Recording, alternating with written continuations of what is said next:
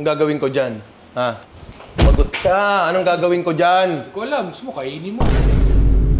Paano kung nagkasakit ako? Paano tayo? Ay, nagtatanong ka, tapos pag sinagot ka. Sorry, tatay na kasi ako eh. Ganun, tatandaan mo yan. Bagong tatay ka. Kapag nagtatanong ka, tapos sinagot ka, sasabihin mo, bakit ka sumasagot? Tama. Ganon. Importante yon. Importante yan. Oo. May mga nagre-request na kasi ng pork chop daw. Actually, dito yan. Internal yan. Nagre-request ng pork chop 3 ways. Oo. Eh ano ba ang pork chop? Ang pork chop ay eto na hiniwa lang ng maliliit. Ano Tagalog ng pork chop? Pig hati, pare.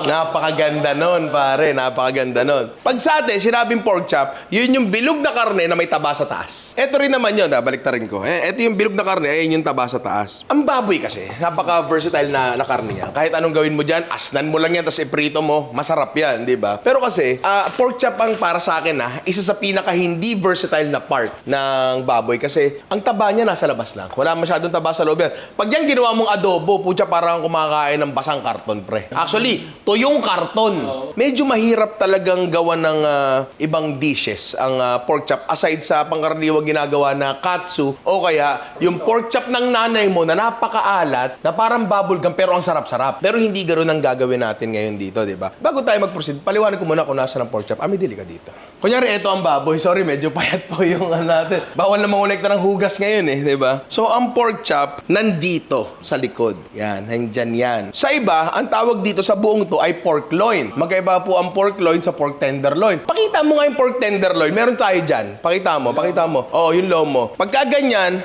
pork loin. Pagka chinap mo, pork chop. Ang pork tenderloin po ay ito. Ito ang pork tenderloin, pare. Malayo siya. Pag sinabi ito ang pork tenderloin, huwag po kayo maniwala. Ito ang tenderloin. Oo, dalawang ganto sa isang baboy. Dalawang ganto rin naman sa isang baboy, pare. Pero maliit ang tenderloin, malaki ang pork loin. So ngayon, tatlong putahe nga ang gagawin natin dito. Gagawa tayo ng pork roulade. Kung ano yung palaman, di ko pa sure. Gagawa tayo ng stuffed pork chop. At gagawa tayo ng stir-fried pork. Ngayon, yung stir-fried pork, baka sabihin nyo, ginisa mo lang yung baboy na yan ba? Ninong Ray, napakadali lang yan. Ang pork chop ay hindi maganda igisa kasi nga nagda-dry siya. So may ituturo ako sa inyo isang technique kung tawagin ay velveting para ma-ensure na malambot ang karne ng baboy nyo, di ba? Pero pwede namang hindi, pero magiging matigas siya. So sige, simulan na natin to para magsisimula tayo dun sa mga dapat nating i-fry. Nung pina-order ko tong pork chop na to, sabi ko tanggalin na yung balat kasi matigas yun, pre. So ngayon, meron siyang natungkab dito na ganyan. Tatapusin ko lang tong bagay na to. Hindi na to balat, taba na rin naman to. So ngayon, kung makikita nyo dito, eto may nakahiwalay pang laman. So eto yung nakadikit halos yung taba sa laman. Eto para may ano siya, excess na laman dyan. So hatiin lang natin. Yan. Okay, maganda yung pork chop natin. Ang pork chop ko, consider nyo na parang chicken breast. Chicken breast pero baboy, parang gano'n. Kasi dry talaga siya eh. Ito yung mas malaki. So dito tayo kukuha ng pang stuffed pork chops natin. Sa stuffed pork chops natin, napapansin nyo, dalawang klase rin yung yung taba niya. Meron yung tabang matigas, yung tinanggal natin kanina. Ito yung back fat, pare. Ito yung ginagamit pang longganisa kasi hindi natutunaw to. Lumalambot to, nagmamantika ng konti pero hindi exactly natutunaw. So tatanggalin talaga natin yon para dun sa iba nating recipe kasi medyo may katigasan yon. Although kung dun sa roulade natin, pwede naman yon kasi medyo lalambot naman ng konti yon. Pero kasi, etong malaking tipak na to sa taas, medyo mas malapit pa to sa kasim, sa pork shoulder, so medyo maganda siya pang adobo pa. So talaga mag-focus na tayo doon sa bilog. Sa bilog lang talaga tayo mag-focus. Sige, ito yung pang pork roulade natin, pre, kasi maganda na siya. Tapos mula dito tayo kukuha ng pang stuffed pork chops, stir fry. Oo. Tanggalin natin itong taas. Dahan-dahan lang, ha. Ngayon, kukuha tayo ng pang stuffed pork chops natin. Pag stuffed pork chop, kailangan medyo makapal kasi papalaman na natin sa loob yun, eh. Siguro about mga 1 inch. Yan, okay ako sa ganyan. Oh. So, ang mangyayari ganito, panoorin nyo mabuti, ha. So, ipapasok nyo dito sa loob, ha. Papasok nyo yan na ganyan. Pagkapasok nyo na ganyan, kailangan yung ganyanin. Sa kabila naman pa ganon. Para maliit yung butas niya, pero malaki yung bulsa sa loob. Parang ganon. So, try natin, ha. Ng gitna, mas makakatulong talaga kung matalim ang inyong kutsilyo. Yan. Tapos lalagariin nyo ng konti. Hop, sa kabila naman. Sorry wala talagang malinis sa parang para gawin to. Pero check nyo kung may bulsa ba. Dito naman sa ating pang roulade, pantayin lang din natin. So, kita mo to paslant na ganon. Technique yan kasi minsan sa paghihiwa ng pork chop sa palengke. Kasi minsan masyado maliit yung bilog, so ini-slant nila para mas malapad ng konti. Oo. Hiwain lang natin ng ganyan para lang pantay. Bubulat-latin na natin to, pre. Sisimula tayo dito. Hihiwain natin ng around siguro half inch mula sa taas. Tapos hiwain nyo na dahan-dahan. Huwag kayong magmadali dito ha. Importanteng hindi nagmamadali. Yan. Yan. Hiwain nyo na yan. Ganyan. Para tapos na yan. Yan. Okay. Para lang pumantay. Tsaka para mas lumambot na rin. Yung flat side yung ginagamit ko ha. Para hindi magkadurog-durog yung karne. Tsaka ang nagagawa nito, namimisalign yung meat fibers. Kaya mas lumalambot din. Goods na yan. Last natin, pare, ay yung ating pang stir fry. Maninipis dapat. Pero nakikita mo to. Nakikita mo yan. Lagi nyong hihiwain yung karne along the natural seam. Pare, tulad yan, no? May natural separation, di ba? Papadami mo na yung kutsilyo mo dyan ng konti. Kasi tira mo, magkaibang klaseng karne yan, no? Nasa ng hibla. Paganto ang hibla niya. So, ang hiwa natin ay paganto. Pinakamaninipis na kaya nyo. Okay. Ano may kita nyo? Tira nyo to. Kita-kita nyo yung hibla na yan, di ba, pababa. Ngayon, pag dyan nyo pinutol yan, yung mga hibla niyan ang haba. Puputulin ng ngipin nyo yan, di ba? Ngayon, kapag kinat nyo siya, dito sa side na to, iba yung itsura niyan, eto yung across the grain, iba rin yung itsura niyan, eto yung along the grain. Kita-kita. So, kapag pinutol nyo yan dito, ng paganyan, yung mga hibla niyan, mga gaganyan na lang, ang liliit na lang talaga. So, kapag ginuya mo siya, yan lang yung, ang pinuputol ng ngipin mo, hindi yung mga hibla na paganyan, kundi yung connective tissues na lang ng mga maliliit na hibla. Kaya para siyang mas malambot. Ganun yun, pare. Mas madaling hiwain to ng manipis kung medyo frozen. Hiwain na lang natin into manageable pieces. Yan. Ito yung pang stuffed pork chops natin. At ito yung pang rulad natin. Ngayon, pwede mo nang lutuin to as it is ngayon, pero meron pa tayong gagawin sa kanila. Ngayon, gagawa tayo ng brine para sa pork. Meron tayo ditong 1 liter ng tubig, pero magto-total mamaya to ng 2 liters. Ito ang pinaka-basic na brine para sa baboy na pwede nyong gawin. 50 grams ng asin sa 1 liter ng tubig. Pwede yung dagdagan ng 50 to 100 grams din ng asukal yon. So ako, ang gagawin ko dito, specific sa brine natin at 50 grams ng asin, 50 grams ng asukal, 1 liter na tubig. Pero yung asukal, again, pwede yung increase to 100 grams yon. Pwede rin kayong gumamit ng North chicken powder, pero para sa akin, mas maganda siya para sa fried chicken. Napatunayan na natin yan ilang beses na. Tinalagyan natin. Meron tayo ditong 100 grams ng asin, 100 grams ng asukal. Lalagay ko lang muna to dito para matunaw. Actually, pwede nyo lutuin yan. Kaso ang problema, kailangan nyo munang palamigin. Kasi pag nilagay nyo yan ng maluluto. Ngayon, kung lulutuin nyo, doon na kayo pwede maglagay ng mga spices. Pwede nyo timplahan pa yon, yung brine nyo. Pero dito, basic na brine lang muna papakita natin. Blender lang natin para ma-dissolve. Ba natin? Para matamis na dagat, pare. Lagay lang natin yan dyan. So, another 1 liter ng tubig.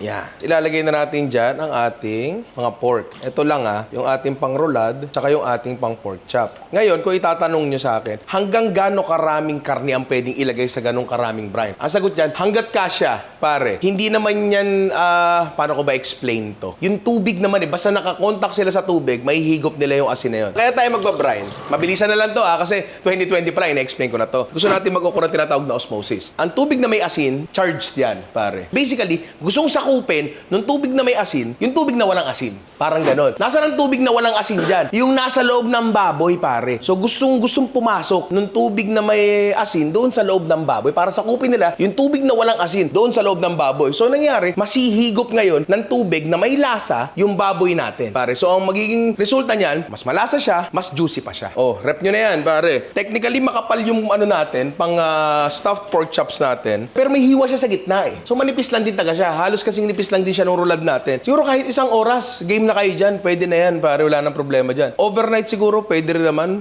Baka lang masyadong maalat. Hindi natin sure. Pero isang oras, goods na yan. Para din sa ating pang stir fry. Gagawin natin yung tinatawag nating velveting, pare. Ito yung technique kung bakit yung mga karne sa Chinese restaurants lagi ang lalambot. Yung beef nila, yung pork nila sa mga stir fry nila, ang lalambot lagi, pare. Ganito yan. Bago pala ako napakaraming style ng velveting. Merong may baking soda, merong wala. Pero etong gagawin natin, pare, may baking soda to. Merong may mga egg white, merong wala. Walang red velvet. Walang ganon. Pero try natin to. So, yung pork natin, lalagyan natin ng baking soda. Ang baking soda ay meron talagang off na lasa yan. Medyo may pait talaga yan. Pero, konti lang talaga ilalagay natin dito. Sa 1 kilong karne, nasa around 1/4 to 1/2 teaspoon lang. Teaspoon, ha? So, dito, tansyahin lang natin. Konti-konti lang talaga. Ang ginagawa daw nito, binibreakdown niya yung fibers ng karne kaya siya mas lumalambot. So, mas nagiging absorbent siya sa mga kung ano-anong liquid na ilalagay natin. Ayun, i-atras lang natin ang ating bracelet kasi tayo ay maglalamutak, pare. Mapapansin nyo agad-agad, once lamutakin nyo yan, lalagkit agad yan. Feeling ko nagsisimula ng mag-breakdown yung proteins niya nga. Lalagay tayo ng tubig. Tapos yung mga susunod na ilalagay natin ay for flavor. Andre, pasuyo naman ako. Kasi ito yung opportunity para pasukan natin ng flavor to di ba? Shaoxing cooking wine, kailang natin dyan. Soy sauce, konti lang. Oyster sauce, konti lang din. Usually, kapag Chinese cooking, laging white pepper ang ginagamit nila. Black pepper ang gagamitin ko dito. Iba asukal, pwede rin naman honey, pero konti lang. Hop. Kasi hindi pa naman ito yung final na timpla nung natin. Ano pa lang to, parang initial pa lang. Pa-absorb talaga natin doon sa karne. Tapos, Midi, sa tulong mo, pahingi naman ng cornstarch. Sige pa. Tapos, last ay mantika. Kasi ito ay may starch na. Kapag ito, rekta nating niluto, magbubuo yan, di ba? So, kailangan natin ng mantika. Sesame oil ang gagamitin natin dito. Konti pa. Hop, okay na? Para lang din sa flavor. Ngayon, kung namamahala kayo sa sesame oil at gusto nyo siya bilang finishing oil lang, okay lang naman na mantika lang ang ilagay dito. Walang problema yun. Mamaya na lang kayo mag-sesame oil, di ba? Okay na rin to. Stay lang natin to for 30 minutes. Okay na yan. At talaga, pre, mapapansin mo talaga dito pa lang. Nagbabago na yung texture ng karne. Tapos, tinan mo, pre, Tinan mo, ang dami natin nilagay na liquid. Pero nawala lahat, di ba? Yan. Lalo yan. Mamaya pa, lalo mas matutuyo yan. So, stay na muna natin yan. At ako ay magpa-final cut muna.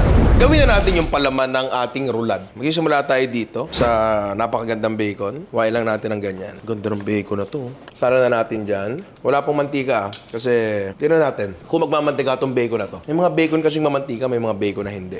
Next, sibuyas. Square.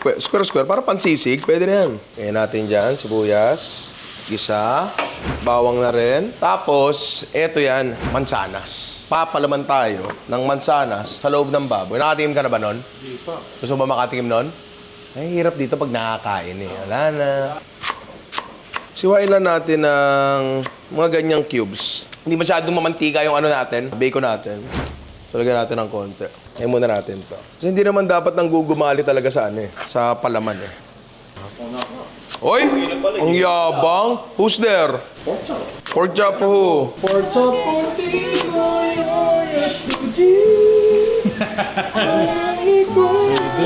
Hindi ko sasabihin pangit. Hindi ko rin sasabihin maganda. Pero ako'y napangiti. Ang tingin ko, yung mga ganyan, yun lang naman ang mahalaga. Pwede nyo itong lagyan ng lemon juice, pero pwede rin namang suka para lumabas lang yung fruitiness nung natin, nung mansanas natin. Palalambutin na lang natin yung mansanas na yan. Lagyan natin ng asin. Yan. Tapos, okay na yan, pare. Hintayin na lang natin maluto to. Okay na yan, pre. Lagyan natin sa tray para lumamig agad kasi mahirap ipalaman yan ng mainit. Bukod sa buwagag siya, kapag mainit, hilaw yun Alam mo yun, baka maluto agad, di ba? Optional na lang to, pero kung gusto maglagay ng kinchay, pwede rin naman. Tapos, walnut sana lalagay ko, pero meron pala tayong pine nuts dito. Ito na lang. Natin dyan. Pine nuts. Social na itsura. So ngayon, palalamigin lang natin to, tapos palaman na natin to, salang na natin. Okay. Pwede na tong pork natin. Uy, haba. Yan, ang haba, di ba? Hop! Hindi pala kasya to. Akin na yung mas malaking tray, pre. O, yan. Gaya natin dyan. Dyan. Kalat lang natin ng konti. Basta merong magandang layer. Yan. Okay. Hugas lang. Tapos, roll yun natin to. Huwag sobrang higpit, ha? Yung sakto lang. Kung may tatapon sa gilid, okay lang yan. Pero wag naman din sobrang luwag. Yan. Eto, tali pang longganisa. Para lang masecure. Isang matinding tali. Pasok nyo sa ilalim. Tapos iganyan nyo. Pa dito. Actually, hindi naman kailangan sobrang komplikado ng tali. Kung gusto nyo, talian nyo isa-isa, di ba? Wala nang problema yan. Ang importante lang, ma-hold. Pwede nang hindi gawin to, pero magandang i-sear na rin natin, pare. Siguro hindi ko makita yung mantika natin Ayun pala, too late na. Chicken oil na lang, pare. Oh, di, dagdag kulay, di ba? Sear na natin to, konti lang. Ito muna. Yan. Anong pipiliin mo? Dota o ako? Yun. Yan. Oh, 'di ba? Salang natin 'to sa oven na preheated at 180 degrees Celsius. Tapos hanggang maluto, depende kasi yan kung gaano katagal maluluto. So, check na lang natin. Pero I believe ang internal temperature dapat ng cook na baboy ay 155 Fahrenheit. Pero may mga lumalaban na ngayon na 145 daw, okay Ay, na. lumalaban. Oh, pre. Okay na to, par. Makikita nyo, mukha siyang sunog. Hindi naman talaga. Makapal yan, pre. Kailangan natin yan maluto hanggang loob. Aasa na lang tayo sa blessing ni Papa Jesus na luto to, di ba? Kailangan natin itong palamigin para mahiwa natin ng maayos, pare. So, itabi na muna natin yan. So, ngayon, pwede na nating lutuin ang ating stuffed pork chops, pare. Doon muna tayo sa palaman natin. Cream cheese, pare. Mixer lang natin. Yung mixer namin, pasok una, oh. Dalawa na lang yung blade dito. Yan, kaya lang natin ginanto para lang mas ano siya, mas lighter siya. Hinahanginan natin ang konti, ine-aerate natin. Ngayon, kunyari, wala kayong mixer, i-room temp nyo na lang yung cream cheese nyo, kaya microwave nyo saglit. Uy, tumatalsik pa. Bawang, pare. Spring onions, konting paminta. Kahit anong herbs na gusto nyo, kami Italian seasoning na lang para madali. Tapos haluin lang natin yan. Itong mixture na to, pre-magic. Kasi simpleng-simple lang yung mga nilagay natin. Pero ang sarap talaga nito. Breadcrumbs. Para lang hindi tuluyang maging liquid yung cream cheese natin. Siguro lagyan ko na rin, oh. Lagyan ko na rin. Konti lang, konti lang. Kunin natin yung pork natin na naka-brine. Tapos, titingnan nyo, kasya ba yung kutsarita nyo dun sa butas? Boom, hindi kasya. Yan, pwede kayong, ayun, kumasya naman. Pwede nyong, lakihan ng konting-konti lang. Ngayon, kuha tayo ng mixture. Ngayon, itong mixture na to, hindi nyo na magagamit sa iba yan, ha? Nahilaw kasi, nalansahan na ng baboy yan. Kung kaya nyo ipasok ng daliri, mas maganda, di ba? Sorry, wala talagang ibang paraan na maganda para dito. Baka pwede piping bag siguro. Pero, hindi na. Ito na tayo eh. Basta tandaan nyo, malamig yung cream cheese, mas madaling ipasok. Kahit anong palaman, mas madaling ipasok kapag malamig kasi mas solid siya. Hindi ako nag-e-enjoy. Pero kailangan kong gawin to. Sir, pinapahit pa, sir. Anong gagawin ko? Ang laki na talaga na pinagbago ng Ninong Ray Channel.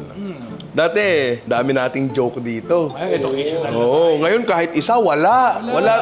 Wala akong makitang nakakatawa dito. Wala akong nakikitang bastos dito. Wala akong nakikitang mali dito sa ginagawa ko. Oo, ngayon kung yung mga tao dyan may nakikitang mali, bastos at nakakatawa dyan, share nyo sa amin. Kasi hindi ko magets. What is funny with this? Huh? What is wrong with this? I'm just doing a cooking procedure, that's all. Wait lang kasi kailangan ko ibaba kasi may space pa sa baba eh. Ayan. Nilalagyan ko, pinutulak ko lang. Tapos minsan kasi, kakapasak mo ng ganyan, kakahangin sa loob yan. Okay lang yun pag nagkahangin sa loob, walang problema doon. Utot lang naman.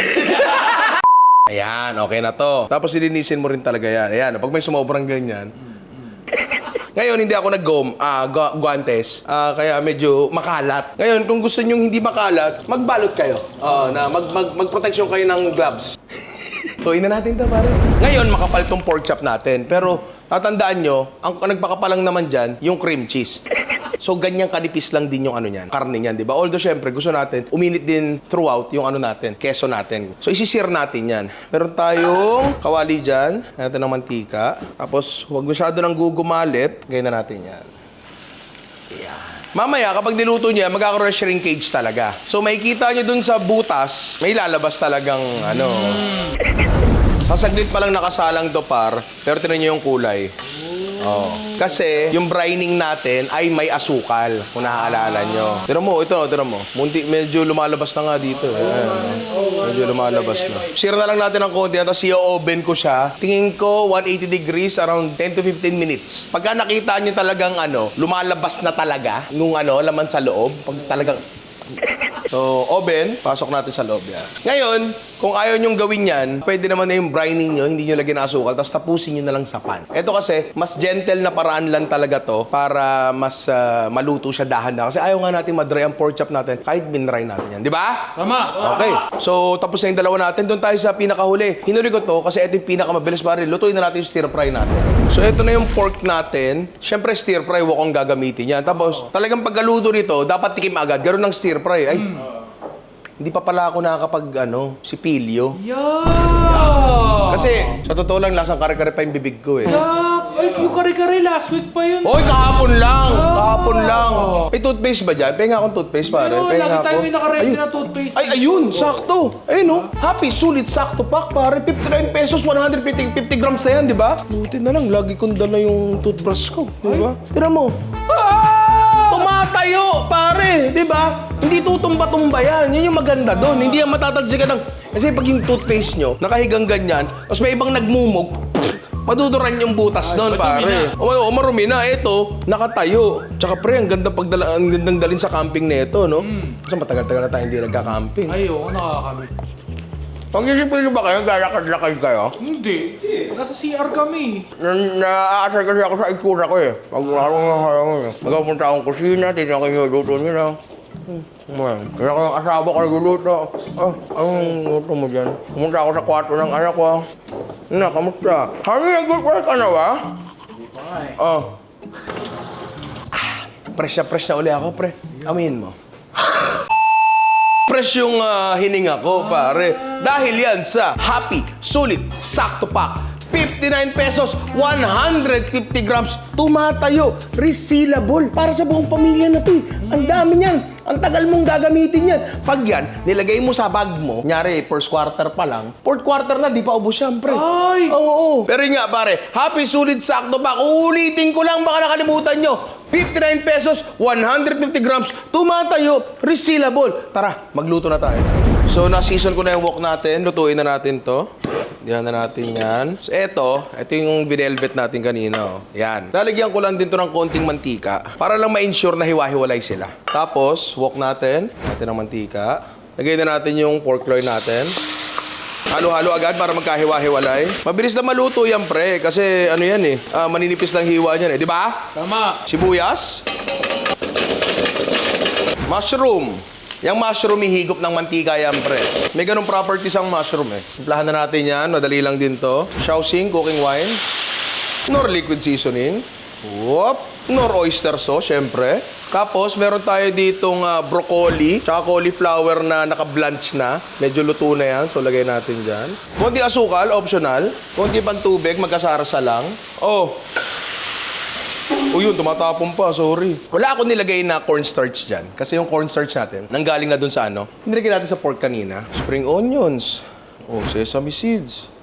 Sesame oil. And that's it, pare. Ito na ang ating pork stir-fried na ginamitan natin ng pork chop. Tapos velveting technique, di ba? So hanggat mainit, tikman na natin yan. Pero Jerome, sumo ka muna. Konti lang.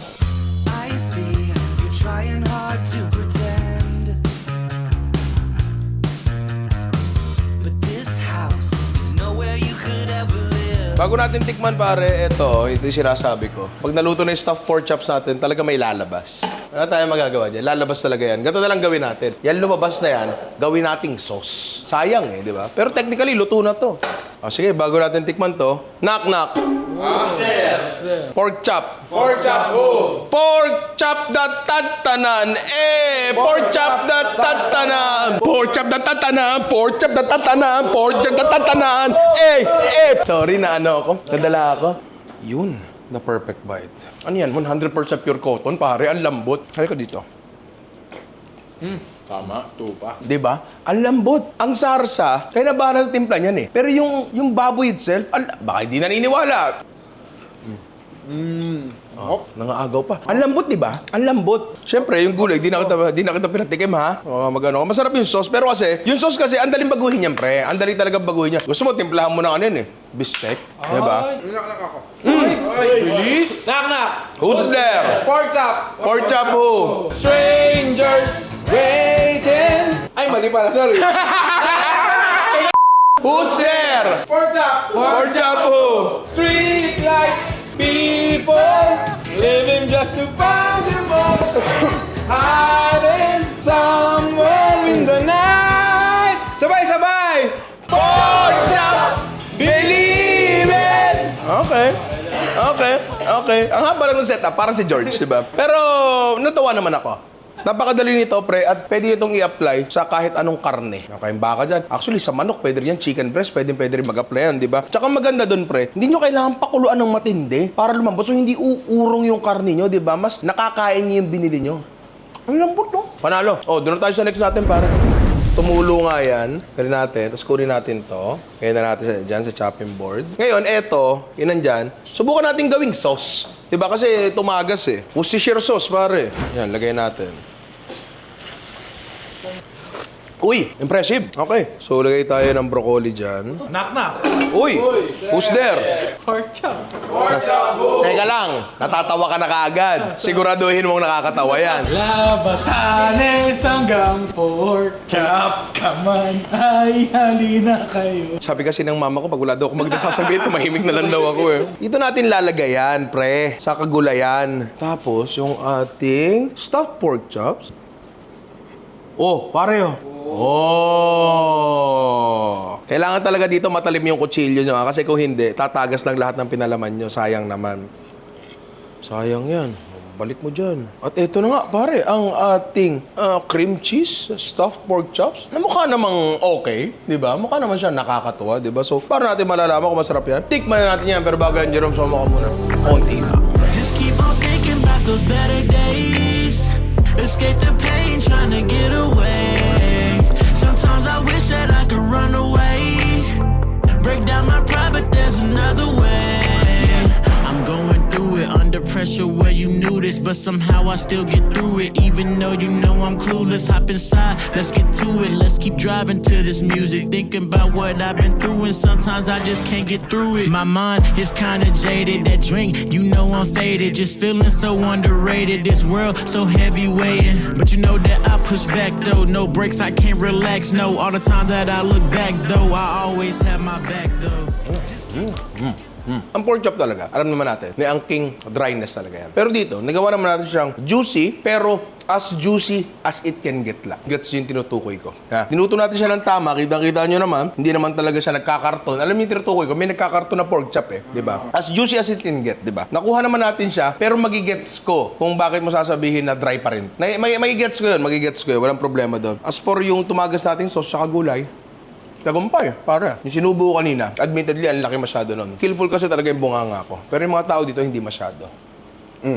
Sarap nga siya. Medyo dry nga. Yeah, ganun talaga eh. Ganun talaga ang pork chop. Pero, hindi ito sing dry ng mga pork chop na... Pangkaraniwan. Pangkaraniwan, oo. Ngayon, eto sabihin ko sa inyo. Minsan talagang tatanggapin mo yung properties ng karne. Kitang-kita dito, pre, namamawis pa yung karne natin. Ayan o, namamawis pa yan. Moist na moist pa yan. Nung nilagay ko siya dito, nagtubig talaga yan. Namamawis pa talaga yung karne natin. Pero, hanggang doon talaga yung kakayahan niya. Is this the best representation ng pork chop? Hindi. Para sa akin, ang best representation talaga ng pork chop ay katsu. Yun talaga para sa akin ang best representation ng pork chop kasi ano siya, manipis, napupukpok, namomodify mo siya. Eto, sinubukan natin siyang modify in such a way na parang, sige, pag isang bloke ng karne yan, paano natin gagawin pleasurable kainin? Okay, lagyan natin ng something sa loob. Yun, ganun yun. Hindi na iba sa traditional mechado na binubutasan yung karne, tapos talagyan mo ng taba sa loob. Ganun din talaga to, di ba? Flavor-wise, masarap siya, pero ang pork chop ay pork chop talaga, pre. So, kung hindi mo siya mapapasukan ng technique tulad ng velveting, hindi mo talaga mababago, tatanggapin mo yung properties niya. Minsan kasi, sinubukan natin baguhin yung tao. Pero minsan, hindi naman dapat eh. Mapaparami ko na ito. Mapaparami ka? Type mo yung ganito. Okay sa'yo yung ganyan. Yung mga gantong concern sa pork chop, na-address natin doon sa rulad natin. Kasi yung rulad natin, binrain na natin, pinalo pa natin, di ba? So, doon na tayo sa next, pare. Pero legit masarap to. Uy. Uy, pinasa ko daliri ko kanina dyan. So, ito yung rulad natin, pre. Tapos, ito, yung juices natin, susubukan natin, buhayin to. Lagyan ko ng tubig, konti pa. Salang natin yan. Pwede naman isalang yan. Sinala nga sa oven yan, di ba? Tindihan natin. Huwag nyo napapakita sa nanay nyo na ginagawa nyo yan, ha? Tapos, from there, gagawa natin ng sauce yan. Uy! Alam ko yan, pare! Yan ay... Bonus! Comment of the day! Sino ba yan? Sino ba yung comment na yan? Galing kay Brent Guevara. Brent Guevara. Ano sabi ni Brent Guevara? Serve ako talaga mga beats mo ninong forward. So entertaining. Kung pwede lang araw-araw ka nakakapag-upload. Haha. Pero halos lahat sa mga beats mo, may mga techniques akong nakukuha. Hindi man mismo sa mismong dish na niluluto mo, pero na-apply ko sa ibang dish. Thank you, arigato, ukinayo. Actually, yun ang ideal. Yun ang ideal na sitwasyon. Kinukuha mo yung technique, hindi mo kinukuha yung recipe. Tinan mo pala nangyari doon sa pork chop natin. Sa mga nagsasabi pong hindi masarap ayan, taob, pare. Eh, pork chop ba? Kulay lang yung pinakain. Capsized. Pero yun nga, ganun talaga dapat. Yung technique na makukuha mo sa isa, i-apply mo sa isa, ganun dapat, pare. Ganun dapat. Natutuwa ako kasi at least, ikaw ang buhay na patunay na kahit pa paano may kinapupuntahan yung ginagawa natin dito. Kaya pare, maraming salamat sa'yo. Luto ka lang dapat ng luto, wag kang titigil, di ba? Huwain natin. Dito muna. Uy! Parang Naruto. Tingin na ako ng plato. Pagka-slice ko nito, ididiretso ko sa plato. Okay mo, Dayan. Sa mga nagtatanong ko po kung bakit ako umuungol kapag naghihiwa, may nabasa kasi akong comment na ganun Mainit po kasi.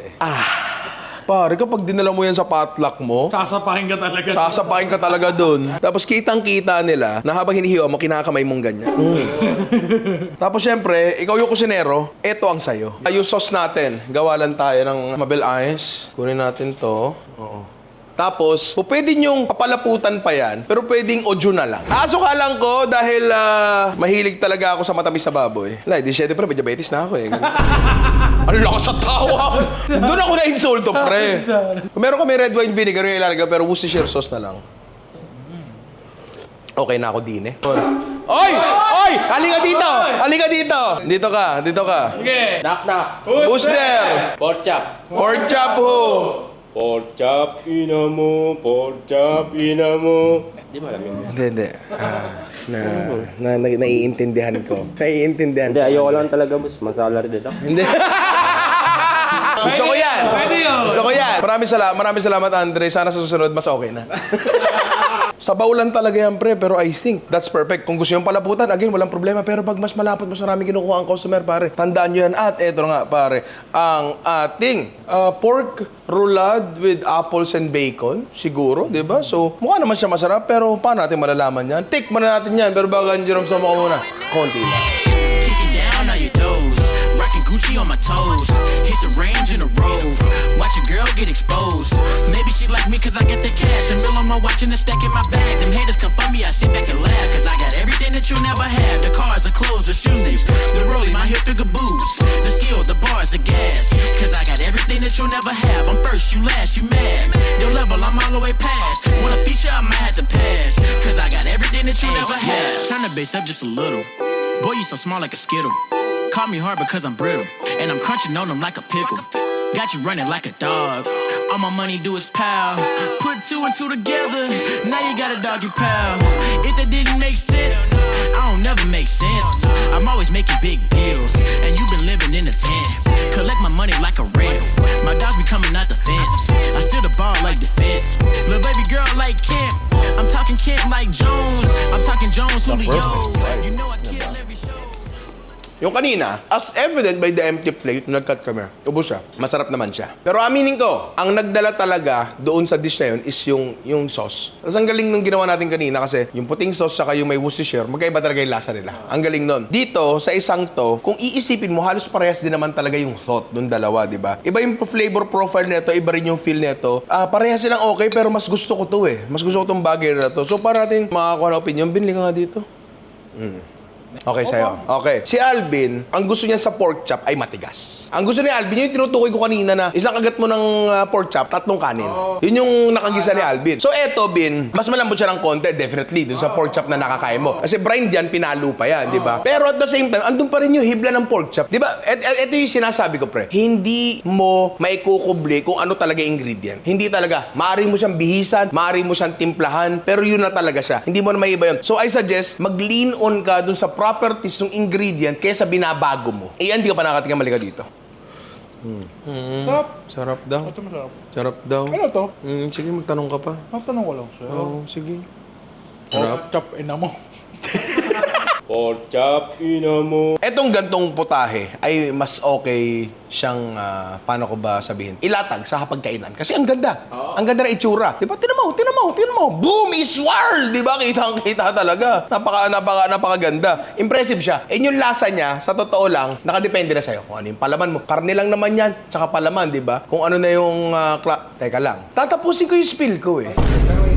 Parang may gustong kumat sa akin kanina, pe. George! Kasi tingin ng tingin sa akin, tapos nakabitaw sa camera. Dito ka. Sabihin mo yung dapat sasabihin mo. Ito na. Oh, mag-knock na ka muna. Knock. Who's there? Pork chop. Pork chop ho. Ang nagsindi nitong ilaw. Walang iba kundi ikaw. Salamat sa liwanag mo. Muling magkakakulay ang pork chop ko. Parang malapit pa sa coconut yung pork. Bidi, closing na to. Hindi. Bigyan ka na ng pagkakataon mag-isip pa. Tatapusin ko na yung spill ko. Tatapusin ko na. So yun nga mga inaanak, maraming salamat sa panonood at sana nag-enjoy kayo dito. Meron pa kayo naiisip ng mga bagay na pwedeng gawin dito? Comment nyo lang sa baba, di ba? Meron pa pwede ipalaman dyan para naisip ko masarap dyan, raisin sa giniling. Hindi, embutido na halos yun, di ba? Matamis. Bagay ang matamis sa mga gantong putahe. Pati dun sa isa natin, stuffed pork chop. Dati ginagawa ko yan, grilled pineapple ang laman. Ayun, masarap. Oo, masarap yun. Ang sarap nun, di ba? As for dun sa stir fry, yung talagang successful yung velveting technique, sobrang successful niya. And pinapahaba ko lang yung sinasabi ko kasi si Amity wala pa ring knock-knock, madededaktan po ng sahod dyan. Hindi ka pa rin papupunta dito kasi ikakat ko na to in 5, 4. Okay. Wala lang to ha. Knock. Who's there? Pork chop. Pork chop po. Teka lang. Nakita mo ha? Hindi ko nakita. Kumbaga sa sa alak, kumakarga na ako. Para natatawa na ako, hindi pa niya binabato yung joke. Okay, go. If I die with me together now, I can Asa na? Jesus cry. Pork chop in the end of the world. Kung gusto nyo pa makaparoon ng mga gantong video, mga inaanak, ayan, click nyo lang. I love you all. Hanggang sa muli. Hindi, next time naman. May chemical romance. Hindi. Ano ba na? Pork chop, ina mo. Pork chop, ina mo. Pork chop, ina mo.